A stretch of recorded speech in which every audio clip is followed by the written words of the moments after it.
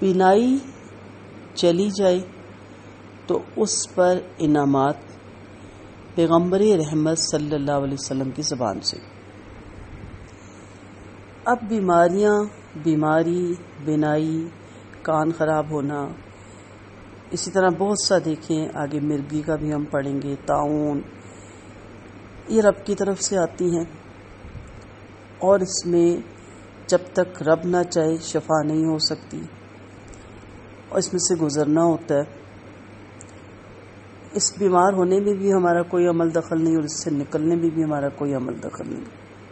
ہمارا صرف اور صرف اتنا عمل دخل ہے کہ ہم رب کی دی ہوئی اس بیماری کو بطور آزمائش اور بطور اپنے گناہوں کا کفارہ اور درجات کی بلندی سمجھتے ہوئے ان انعامات کو حاصل کریں جو پیغمبر رحمت صلی اللہ علیہ وسلم کی زبان سے ہم تک پہنچا ہے.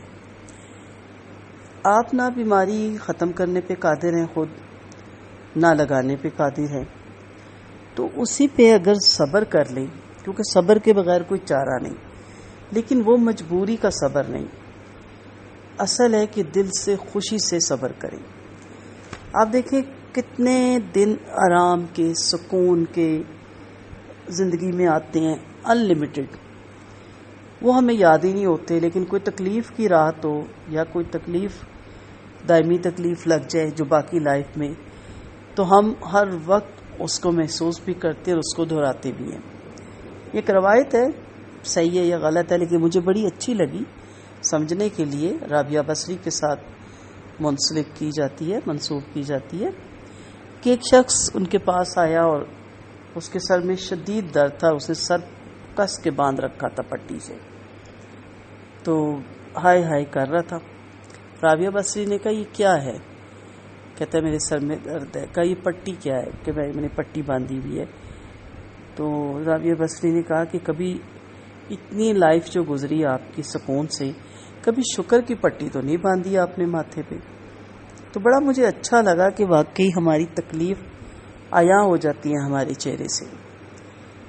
اصل ہمارا سیکھنے کا مقصد کیا ہے کہ یہ زندگی کے نشیب و فراز ہمارے ساتھ رہیں گے. یہ بیماریاں، یہ تکلیفیں، یہ تنگیاں، یہ توشیاں سب ہمارے ساتھ رہیں گی. خوشیاں بھی ہمارے ساتھ رہیں گی، راحتیں بھی ہمارے ساتھ رہیں گی. کبھی بیٹھیں تسلی سے دیکھیں کہ کس قدر اچھی لائف گزری، اپنا بچپن، اپنی جوانی، اپنی اللہ نے اولاد دی، وہ دن یاد کریں، وہ کتنے خوبصورت دن تھے. پھر بعض لوگوں نے اولاد کی شادیاں بھی کر دی ہوں گی، جہاں تک میری آواز جا رہی ہے، وہ کتنے خوبصورت دن ہوتے ہیں، کتنی خوشی، کیسا انسان چہکتا ہے. تو اسی طرح یہ بھی زندگی کا پارٹ آف لائف ہے اور اس میں سے گزرنا آرٹ آف لائف ہے. اور وہی انسان اچھے طریقے سے گزر سکتا ہے جو اس کے انعامات سے واقف ہوں. یعنی یہ مشکلیں، جیسے آپ ڈاکٹر بننا چاہتے ہیں تو آپ واقف ہوتے ہیں نا اس کی ڈگری سے اور اس کے بعد کی سہولتوں سے، تو آپ کتابی کیڑا بن جاتے ہیں، فیملی کو چھوڑ دیتے ہیں، دوسرے طرز کھاتے ہیں کہ ہائے بیچارہ پڑھ پڑھ کے، بیچاری پڑھ پڑھ کے ہلکان ہو گئی ہے. لیکن آپ کو پتہ ہے نا اس کے نمات کیا ہیں. اسی طرح جب ایک تکلیف آتی ہے دوسرے طرز کھاتے ہیں کہ ہائے بیچارہ بڑی ہی مشکلوں میں ہے، لیکن جب آپ اس پہ صبر کرتے ہیں تو وہ جو انعامات آپ کو ملتے ہیں وہ اس بیماری کے مقابلے میں بہت بڑے ہیں. یہ بیماری ان کے مقابلے میں کوئی بھی اہمیت نہیں رکھتی.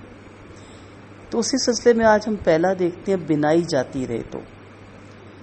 کسی کی بالکل چلی جاتی ہے، آپریشن کے بعد بھی ٹھیک نہیں ہوتی، کسی کی آہستہ آہستہ کم ہونا شروع ہو جاتی ہے. اور بڑی ذہنی کوفت ہوتی ہے نا، سوئی میں دھاگا بھی نہیں ڈلتا، باریک لکھی ہوئی کتابیں بھی نظر نہیں آتی. بار بار انسان اینک ٹھیک کرتا ہے، اس کو قریب کر کے دیکھتا ہے، پھر کہیں جا کے ایک لفظ سمجھ آتا ہے، تو بڑی ذہنی کوفت ہوتی ہے بہت زیادہ.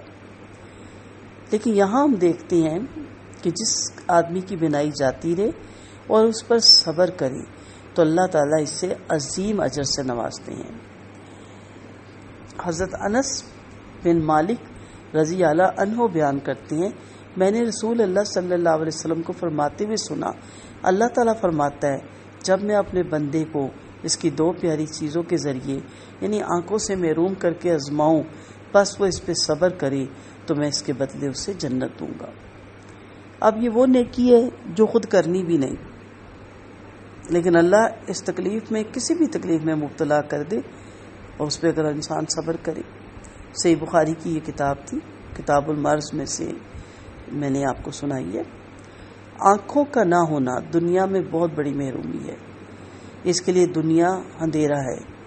وہ پہاڑوں، سمندروں، دریاؤں، جھیلوں، آبشاروں، قدرتی مناظر کو دیکھنے سے محروم رہتا ہے، حتیٰ کہ موسموں کی آمد پر چھانے والی رونقیں اور بیوی بچوں کے چہروں کو بھی نہیں دیکھ پاتا۔ اور اللہ تعالیٰ جزا بھی بقدر مشقت عطا فرماتی ہے۔ بینائی سے محرومی پر صبر بہت بڑا عمل ہے جس کی جزا جنت ہے، بشرطیہ نبینا ایمان کی دولت سے مالا مال ہو۔ تو اپنے آپ کو ایمان کی دولت سے مالا مال کر دیں، کوئی ذہنی کوفت پہنچے، یہی سوچیں کہ اس میں میرا رب، میں صبر کروں گی تو مجھے اجر ملے گا۔ تو ہمیشہ صابر اور شاکر بن کے رہیں، زندگی بھی اچھی ہوگی اور آخرت میں بہت سے انعامات سے انشاءاللہ ہم نوازے جائیں گے۔ وآخر دعوانا ان الحمد للہ رب العالمین۔